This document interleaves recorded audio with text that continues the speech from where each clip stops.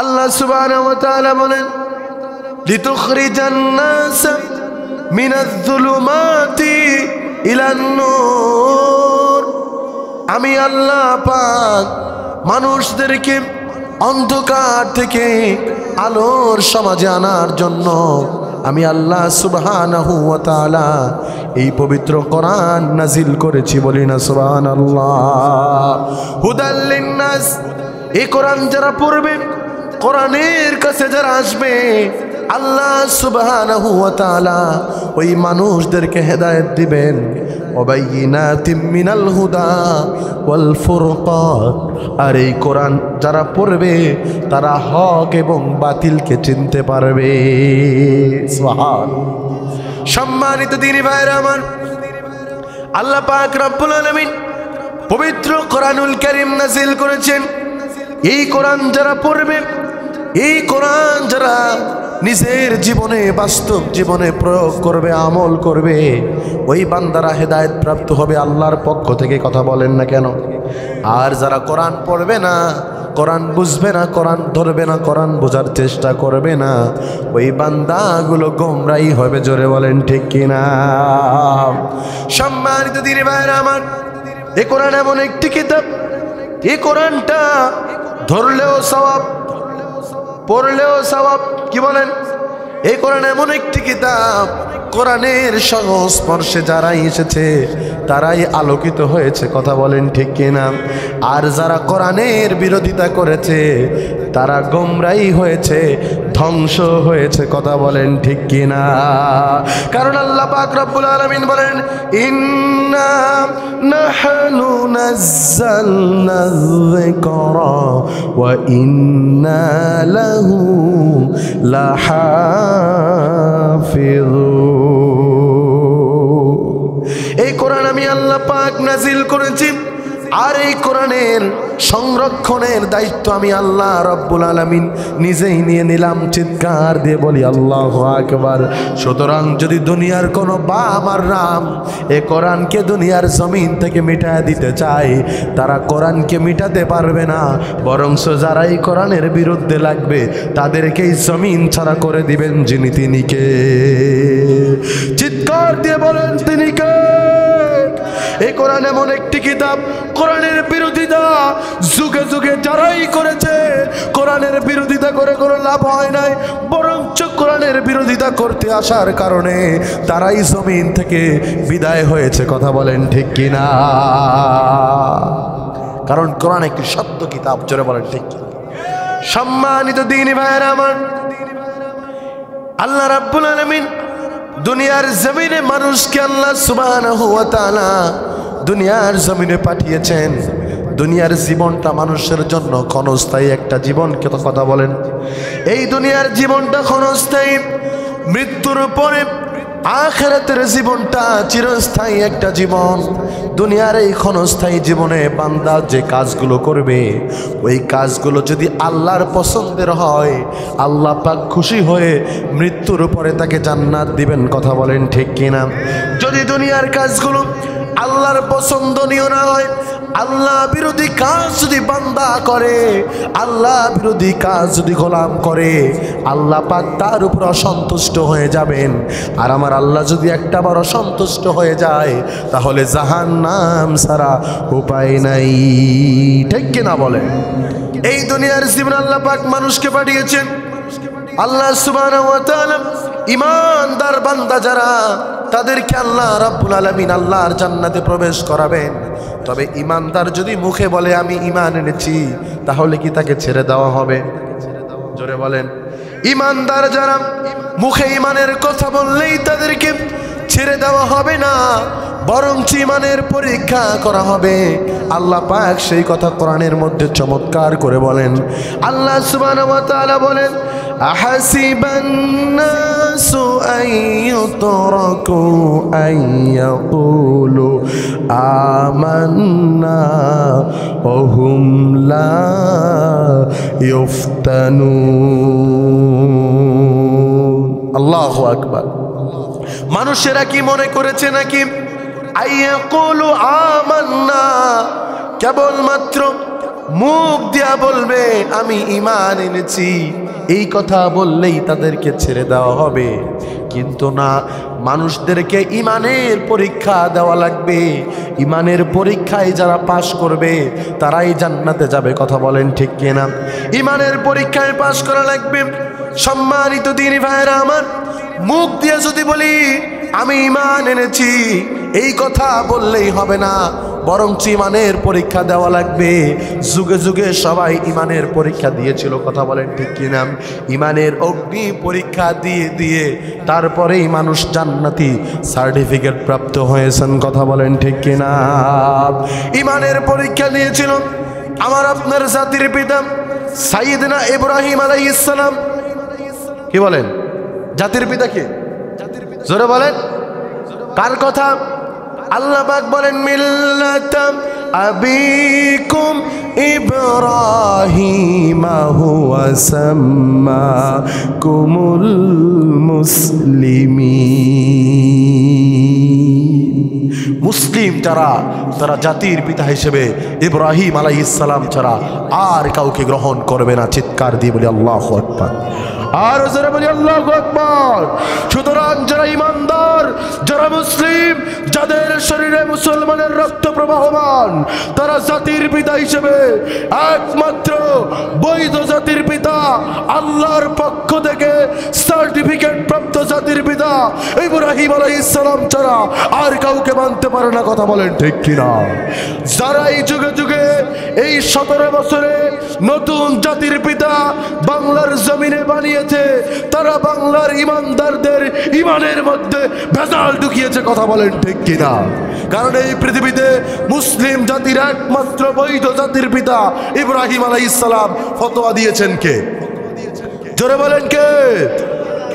সম্মানিত দ্বীনি ভাইরা আমার, এই ইব্রাহিম আলাইহিস সালাম যুগে যুগে অসংখ্য অগণিত বার ঈমানের পরীক্ষা দিয়েছেন। কথা বলেন ঠিক কিনা? ইব্রাহিম আলাইহিস সালাম, নমরুদ যখন ইব্রাহিম আলাইহিস সালামের উপরে চরম অত্যাচার নির্যাতনের স্টিম রোলার চালায়, কিন্তু হাজারো নির্যাতন হয়, ইব্রাহিম আলাইহিস সালাম ঈমান থেকে বিচ্যুত হয় না। কথা বলেন না কেন? ঈমানের উপর অটল ছিল, ঈমানের উপরে অবিচল ছিল। হযরত ইব্রাহিম আলাইহিস সালামের উপরে অমানবিক নির্যাতন করা হলো। হযরত ইব্রাহিম আলাইহিস সালামকে বলল, তুমি আল্লাহর দাওয়াত বাদ দিয়ে দাও, এক আল্লাহর গোলামি বাদ দিয়ে আমি নমরুদ, তোমার সমাজের লোকেরা যেই মূর্তি পূজাগুলো করে, তুমি ইব্রাহিম জমিনে বসে আমাদের সাথে থেকে আমাদের মতন পূজা করো, তাহলে তোমাকে ছেড়ে দিব, তুমি যা চাও তাই দিব। ইব্রাহিম আলাইহিস সালাম লিয়াজু করেছে?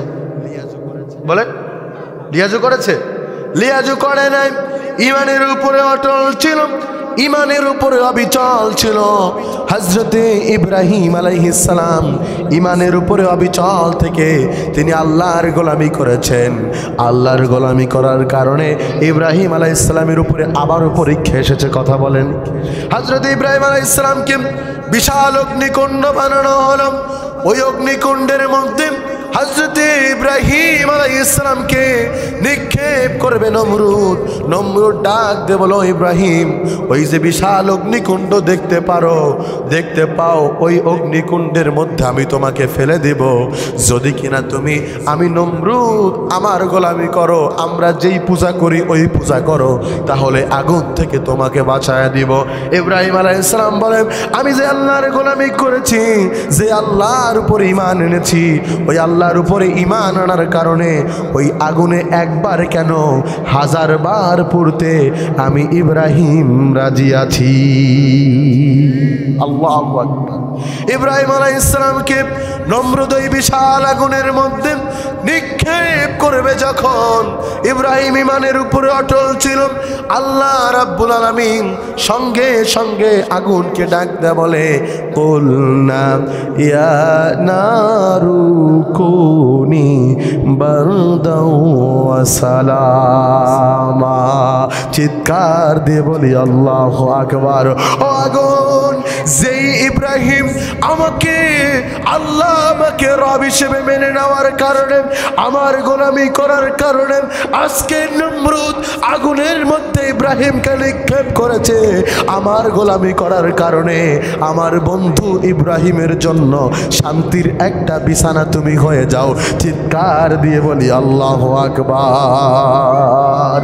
যে নামে ইব্রাহিমের আগুন হইল পানি, ডাকার মতো ডাকলে আজও সারা দিবেন তিনি রে মন, সারা দিবেন তিনি। ঠিক কিনা বলেন? ইমানের উপর অটল থাকতে হবে। ইমানের পরীক্ষায় পরীক্ষিত হয়ে আমাদের জীবন পরিচালনা করতে হবে। যদি আমাদের ইমান থাকে পাকাপুক্ত, ইমান থাকে পরিষ্কার, ইমানের মধ্যে যদি কোনো ভেজাল না থাকে, তাহলে আল্লাহ রাব্বুল আলামিন আমাদেরকে কবুল করে আমাদেরকে জান্নাতের মেহমান বানাবেন। কথা বলেন ঠিক কিনা? সম্মানিত দ্বীনি ভাইরা আমার, ইমান আনতে হবে। ইমান কিভাবে আনবো? আমরা কেবলমাত্র মুখে বলি আমানতু বিল্লাহ, আমি আল্লাহর উপরে ইমান আনলাম, এই কথা বললেই কি ইমান আনা হয়ে যাবে নাকি? জোরে বলেন, যাবে নাকি? আমানতু বিল্লাহ এই কথার সঙ্গে চারটি কথা জড়িত। কয়টি? জোরে বলেন।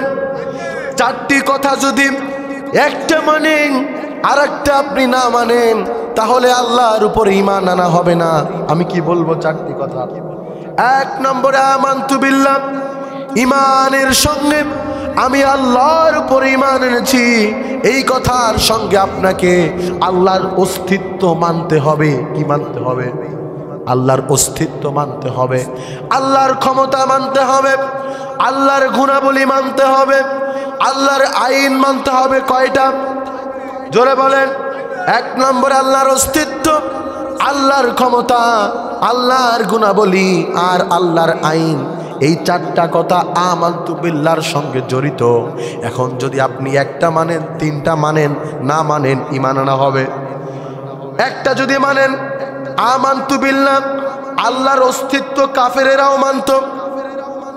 আল্লাহর অস্তিত্ব আবু জাহেল, আবু লাহাব, উতবা, সাইবা সহ কাফেরের গোষ্ঠীরা কিন্তু আল্লাহর অস্তিত্ব মানত। তার মানে কি তারা ইমানদার? জোরে বলেন। দলিল নেন, কাফেররা কিভাবে আল্লাহর অস্তিত্ব মানত। আল্লাহ রাব্বুল আলামিন বলেন, ওয়ালা ইন সালতাহুম মান খালাকাস সামাওয়াতি ওয়াল আরদি লিয়াকুলান্নাল্লাহ। নবী হে, তুমি যদি আবু জাহেল, আবু লাহাব সব কাফেরের গোষ্ঠীকে তুমি যদি জিজ্ঞেস করো, প্রশ্ন করো, ওয়ালা ইন সালতাহুম মান খালাকাস সামাওয়াতি ওয়াল আরদ, এই বিশাল আকাশ আর বিশাল জমিনকে কে সৃষ্টি করেছেন? আবু জাহেল, আবু লাহাব, উতবা, সাইবা তারা সঙ্গে সঙ্গে বলবে লিয়াকুলান্নাল্লাহ, এই তামাম আকাশ আর জমিন যিনি বানিয়েছেন তিনি হলেন আল্লাহ। চিৎকার দিয়ে বলি আল্লাহু আকবার। তার মানে কাফেরেরা আল্লাহর অস্তিত্ব মানত। নাম্বার 2 দলিল নেন, এই যে কাফেরেরা, আবু জাহেলরা, মক্কার কাফেরেরা বিভিন্ন মূর্তির পূজা করত, লাত মানত, উজ্জার পূজা তারা করত। কথা বলেন না কেন? এই যে বিভিন্ন মূর্তির পূজা করত, রসুলকে বললেন তুমি যদি তাদেরকে জিজ্ঞেস করো তোমরা এই লাত মানত, উজ্জার পূজা কেন করো, বিভিন্ন মূর্তির পূজা কেন করো, সঙ্গে সঙ্গে তারা জবাব দিবে লিয়ুকাররিবুনা ইলাল্লাহি যুলফা, আমরা এই লাত মানত, উজ্জার পূজা করি আল্লাহকে কাছে পাওয়ার জন্য। জোরে বলেন নাউজুবিল্লাহ। আর জোরে বলেন নাউজুবিল্লাহ।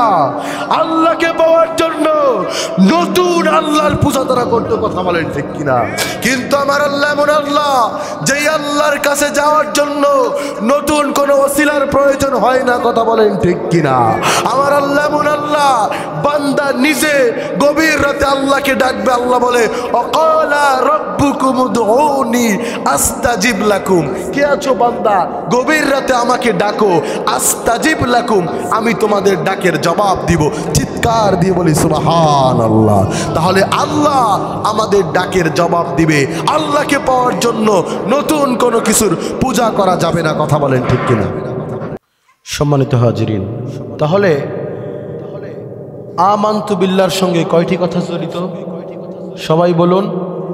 4টি কথা। 1 নম্বর আল্লাহর অস্তিত্ব। আল্লাহর অস্তিত্ব কাফিরেরাও মানত, তাই বলে তারা ইমানদার না। আল্লাহর ক্ষমতা মানতে হবে, কিন্তু কাফিরেরা এই জায়গায় অস্বীকার করত। জোরে বলেন ঠিক। তাম পৃথিবীর সকল ক্ষমতার মালিককে? জোরে বলুন কে? আরো জোরে। নাকি জনগণ? ক্ষমতার মালিককে? আমরা বলি কি? জনগণ। আল্লাহ বলেন তাবারাকাল্লাযী বিয়াদিহিল মুলকু ওয়া হুয়া আলা কুল্লি শাইইন কাদির। আল্লাহু আকবার। तमाम পৃথিবীর সব ক্ষমতার মালিক যিনি, তিনি কে? সকল ক্ষমতার মালিক হলেন আল্লাহ। তাহলে ক্ষমতার মালিক হিসেবে আমরা যাকে মেনে নিব তিনি হলেন আল্লাহ। চিৎকার দিয়ে বলেন ঠিক কিনা? সম্মানিত ভাইরা আমার, আল্লাহ হলেন ক্ষমতার মালিক। আল্লাহ যাকে চান তাকে ক্ষমতা দান করেন, যাকে চান তাকে ইজ্জত দান করেন, আবার যাকে চান তাকে বেইজ্জতি করেন। কথা বলেন ঠিক কিনা? ক্ষমতার একচ্ছত্র মালিক আল্লাহ। যে ক্ষমতায় গিয়ে আল্লাহর গোলামি করবে, আল্লাহর পথে চলবে, ওই বান্দাকে আল্লাহ পছন্দ করে। আর ক্ষমতায় যাওয়ার পরে যারা আল্লাহর নাফরমানি করে, আল্লাহর বিরুদ্ধে স্লোগান দেয়, তাদেরকে আল্লাহ রব্বুল আলামিন বেইজ্জতি করে ক্ষমতা দিয়ে নামায়। কথা বলেন ঠিক কিনা? ক্ষমতার প্রেম নমরুদ, এই বাদশা নমরুদ ক্ষমতা পেয়ে আল্লাহর সঙ্গে নাফরমানি করেছে। কি কথা বলেন? আল্লাহকে ভুলে গিয়েছেন। নমরুদ নিজেকে খোদা বলে দাবি করেছে, যার কারণে আল্লাহ রাব্বুল আলামিন ন্যাংরা মশা দিয়া নমরুদকে ক্ষমতাচ্যুত করেছেন। কথা বলেন ঠিক কিনা? এই ক্ষমতার দাপট পেয়ে আমরা দেখেছিলাম আবু জাহেল বিশাল ক্ষমতার মালিক ছিল। এত বড় ক্ষমতাধর মালিক, এত ক্ষমতার মালিক, ক্ষমতা পেয়ে রাসূলের উপরে অমানবিক নির্যাতন করেছে। কথা বলেন ঠিক কিনা? আল্লাহ রাব্বুল আলামিন এই আবু জাহেলকে ক্ষমতাচ্যুত করেছেন, দুনিয়ার জমিন ছাড়া করেছেন। ছোট্ট ছোট্ট 2 জন সাহাবী মুআজ আর মুআওয়াজের ধারা। কথা বলেন ঠিক কিনা? 2024 সালেও আমরা দেখেছি এই বাংলার সবচাইতে স্বৈর শাসক জালিম একটি সরকার ছিল। কথা বলেন ঠিক কিনা? 17 বছর ধরে বিএনপি জামাত আন্দোলন করে যেই সরকারকে নামাতে পারে নাই, কারণ ক্ষমতার মালিক হলেন আমার আল্লাহ। আমার আল্লাহ সামান্য নিরস্ত্র ছোট্ট ছোট্ট শিক্ষার্থীদের দ্বারা 24-এর 5ই আগস্ট এই জালিম স্বৈর শাসকের দুনিয়া থেকে পতন করিয়ে বিশ্বের কাফিরদেরকে জানান দিল, যারা এই ক্ষমতা পেয়ে আল্লাহকে ভুলে যাবে তাদেরকে আমি আল্লাহ ন্যাংরা মশা দিয়া ক্ষমতাচ্যুত করব। কথা বলেন ঠিক কিনা? সুতরাং ক্ষমতার মালিককে?